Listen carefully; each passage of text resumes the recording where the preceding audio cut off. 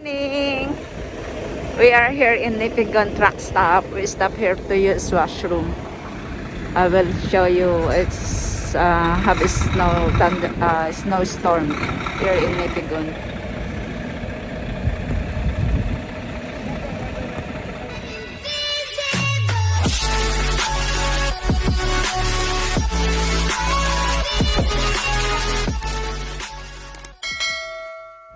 Look, ang kapal ng snow. Sobra ang lakas ng snow. Yan, we are here in truck stop.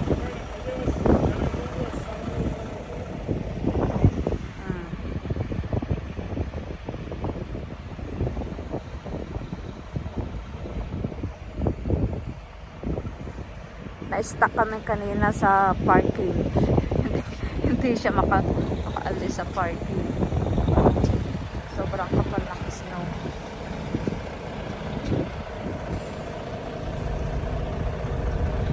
Nasa sa loob ba ang asawa ko? Ayan.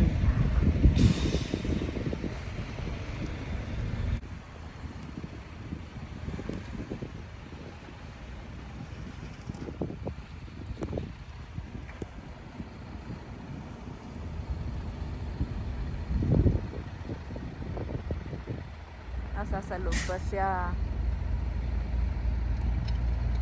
Kala ko hindi na kami makakaalis sa parking. Ayan.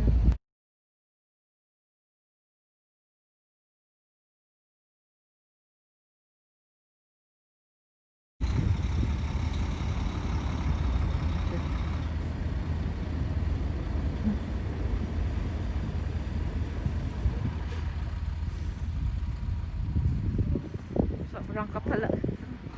What? A lot of snow out here.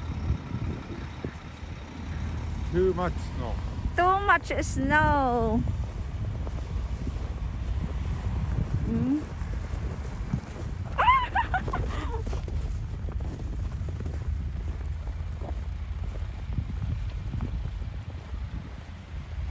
Pagising namin ng umaga, ayan na. Look, oh. A lot of trailers. Oh.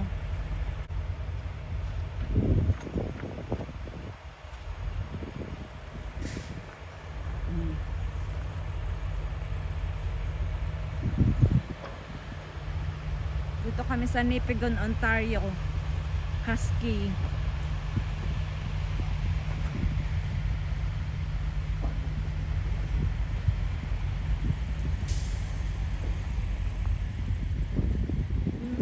Look, the trees cover of snow.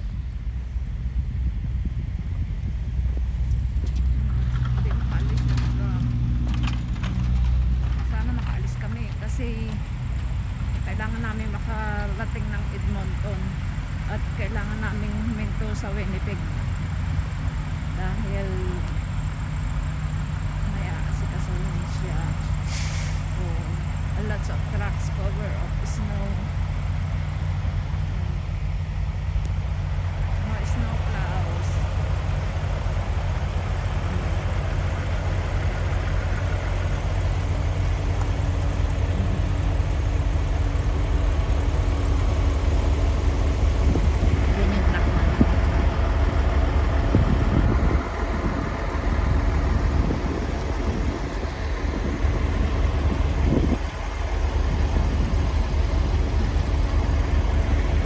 Yun, doon kami na-stuck sa likod ng yung isang truck, hindi rin makaalis doon kasi sobrang snow.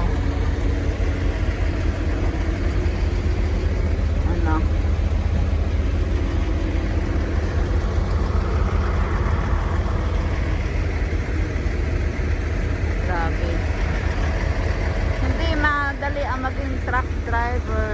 Sobrang hirap, sobrang exciting but too much shit. Yan.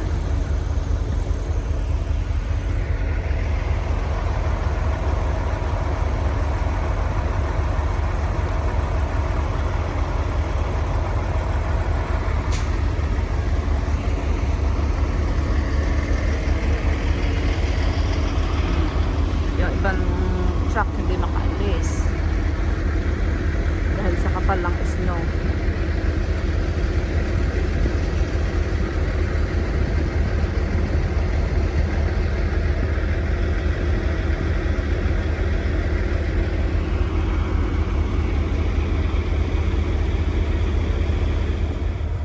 Ayun pala, and, pinush ng snowplows ang truck, so naka-move siya.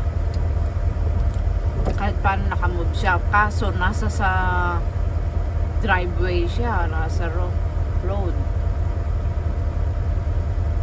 Still not enough traction of his truck. You know. Yun. Tinutulak ng snowplows. Oh, wow! Oh, how much the tow truck? Oh my God! Oh.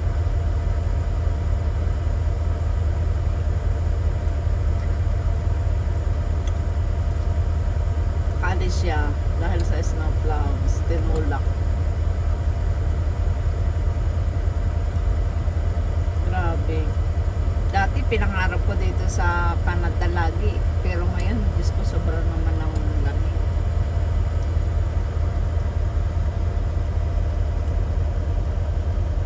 Ayan o, grabe ang snow. Tapos yan, couple driver. May edad na. Pero nagtatrabaho pa din sila. Dito sa Canada, ganon din para sa Pinas. Kung hindi ka nagtatrabaho, wala din. Kasi hindi ka naman bibigyan ng gobyerno kung hindi ka nagtatrabaho, hindi ka naman din bibigyan ng gobyerno. Bibigyan ka kung halimbawa may reason, disabled ka, or na-accidente ka, hindi ka na makapag-work. Yun. Pero kung basta ka lang hindi magtatrabaho, wala ka rin makukuha, hindi rin nila bibigyan. Ganun din, kailangan mo maging masipag kahit saan tayo. Kung hindi tayo masipag, wala. Kami nga mag-asawa, ang tulog ng asawa ko halos 4 hours lang kada isang gabi. Kasi meron kaming kailangan namin na maggawa yung appointment time namin. At saka dito sa Canada, hindi ka basta magdadrive, meron kang logbook. Ganun. Hindi pwedeng kasi dapat meron kang let's say dapat 8 oras na hindi ka magdadrive. Tapos 13 hours lang ang allow mo sa isang araw na pagdadrive. Sobrang higpit dito. Lalo kung electronic lang. Kaya mas maganda kung nagdadrive na din ako para meron na siyang kahalili.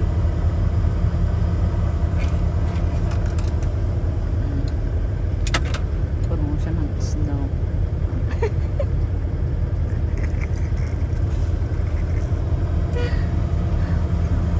Yeah. The other drivers, maybe they think kung paano sila makakaalis.